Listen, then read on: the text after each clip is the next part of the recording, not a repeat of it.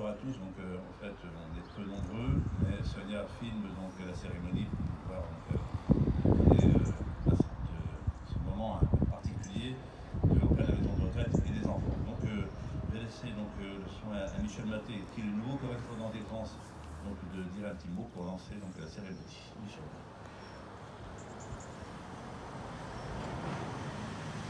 Bonjour à toutes et à tous.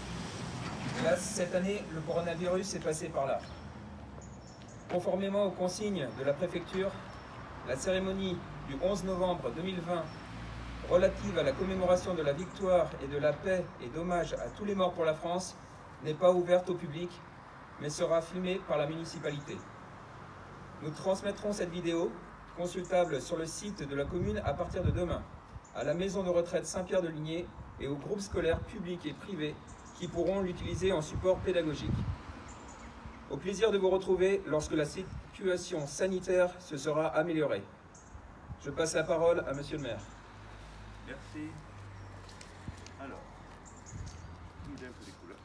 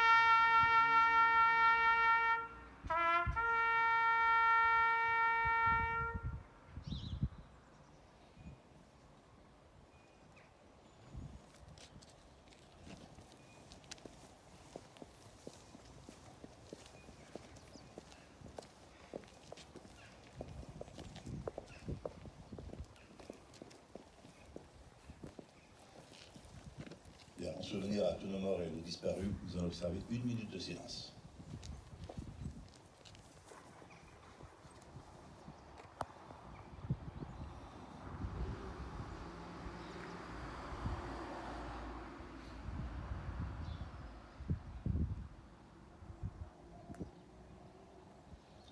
Merci.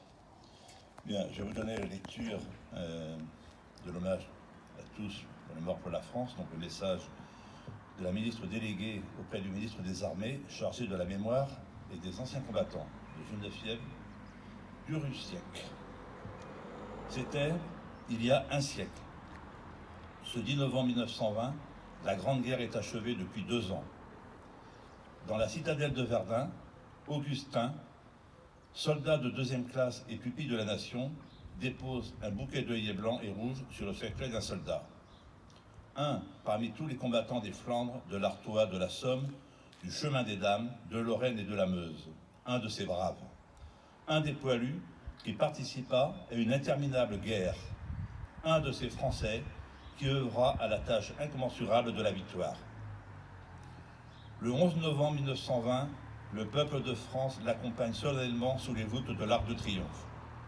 La patrie, reconnaissance et unanime, s'incline respectueusement devant son cercueil en saluant la mémoire de tous les soldats morts pour la France. Quelques mois plus tard, il était inhumé. Depuis 1923, la flamme du souvenir veille nuit et jour sur sa tombe. Chaque soir, elle est ravivée pour que jamais ne s'éteigne la mémoire. La sépulture du soldat inconnu est devenue le lieu de recueillement national et le tombeau symbolique de tous ceux qui donnent leur vie pour la France. Cet anonyme représente chacun de nos morts et tous nos morts en même temps. Cette mémoire vit également dans chacune de nos communes, dans chaque ville et village de France, dans chacun de nos monuments aux morts, dans chacun des cimetières, dans nos mémoires familiales. Elle vit l'œuvre de Maurice Genevoix, qui rentre aujourd'hui au Panthéon. Le président de la République l'a souhaité en l'honneur du peuple de 14-18. Maurice Genevoix n'entre pas seul dans le temple de la nation. Il y rentre en soldat des éparges, en écrivain et en porte-étendard de ceux de 14. Il y rentre avec ses millions de frères d'armes, ceux dont il a immortalisé le souvenir, l'héroïsme et les souffrances. Il y rentre avec toute la société de la première ligne arrière, mobilisée face à l'adversité et qui a tenu avec une admirable endurance. 8 millions de soldats combattirent sous les couleurs de notre drapeau. Aucun d'entre eux ne revint totalement indemne. Des centaines de milliers furent blessés dans leur chair comme dans leur âme. 1 400 000 tombèrent au chemin d'honneur. Nous ne les oublions pas, inlassablement, nous les honorons.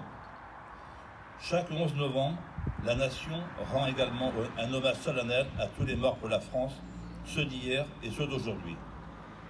Chaque année, nous rappelons leurs noms. Chaque 11 novembre est un moment d'unité nationale et de cohésion autour de ceux qui donnent leur vie pour la France, de ceux qui la servent avec dévouement et courage. En ces instants, au souvenir des événements passés et aux prises avec des épreuves de notre temps, nous vous rappelons que c'est tout un peuple uni et solidaire qui fuit la guerre, qui la supporte, qui la supporta et en triompha. Voilà pour le message de la secrétaire d'État.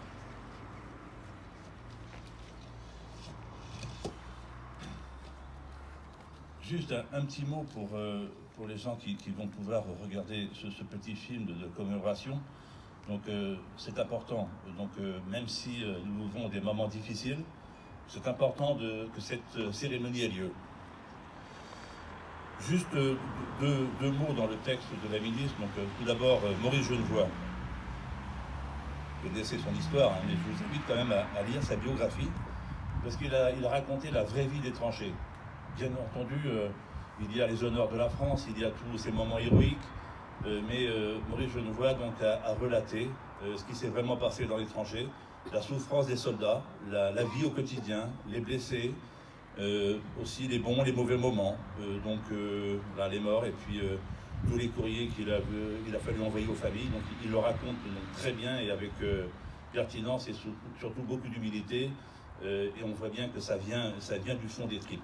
Donc Maurice Genevoix, cet hommage qui est rendu cet après-midi, voilà, ça permet aussi de se rappeler tout ce qui s'est passé donc, dans ces moments difficiles il y a 100 ans. Bon nombre d'entre nous qui sont aujourd'hui en jour férié, c'est un jour férié, on se souvient même pour certains pas trop de ce qui s'est passé ce 11 novembre, 1 400 000 morts. Vous imaginez 1 400 000 morts, c'est inconcevable, et c'est bien sûr des morts des deux côtés, que ce soit donc, en France ou en Allemagne. Et puis un mot sur le Covid, évidemment, donc toute l'attention que l'on doit porter donc, au règlement. On est d'accord ou pas d'accord sur le confinement, mais donc l'État, le gouvernement a décidé qu'il en était ainsi, et c'est dans ces moments solennels que nous devons donc respecter et donc travailler pour l'unité nationale. Un mot sur les élections aux États-Unis. Compliqué, absurde parfois dans les propos. Quand on voit qu'on arrive à envoyer des gens dans l'espace et qu'on n'arrive pas à compter des voix dans un pays aussi en avance sur l'histoire, c'est un petit peu surprenant. C'est complètement... je ne trouve pas mes mots, c'est pas tolérable. Et puis, on voit bien Trump qui ne se détache pas de cette élection et quand on voit les pays, la Russie ou la Chine, qui ne félicitent pas encore le nouveau président, ça en dit long sur les pays totalitaires, sur la dictature qu'il y a dans ce monde, donc il faut faire très attention.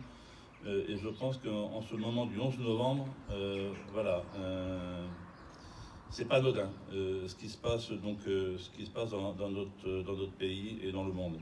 Donc ce mot qu'on va adresser aux personnes de la maison de retraite, aux enfants des écoles, qui sont là confinés, qui ne peuvent pas vivre normalement.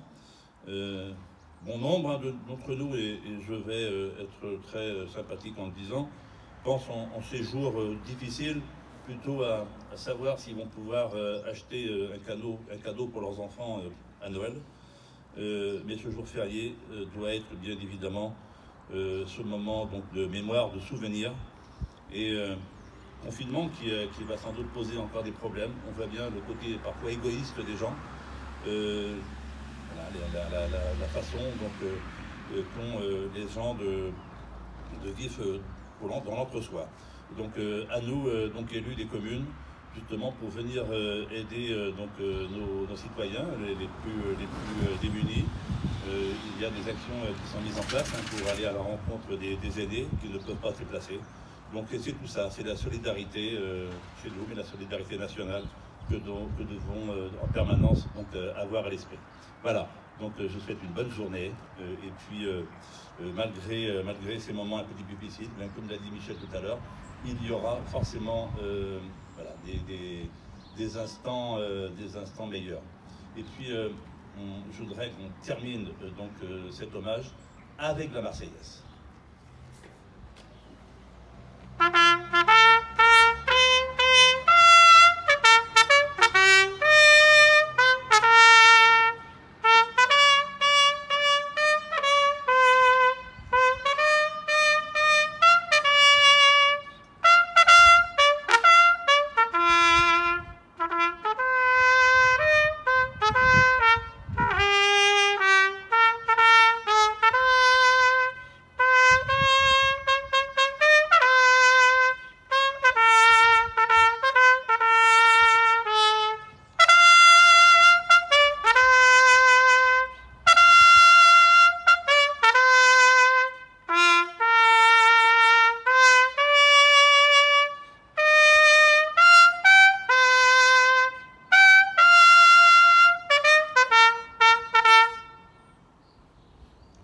Merci David.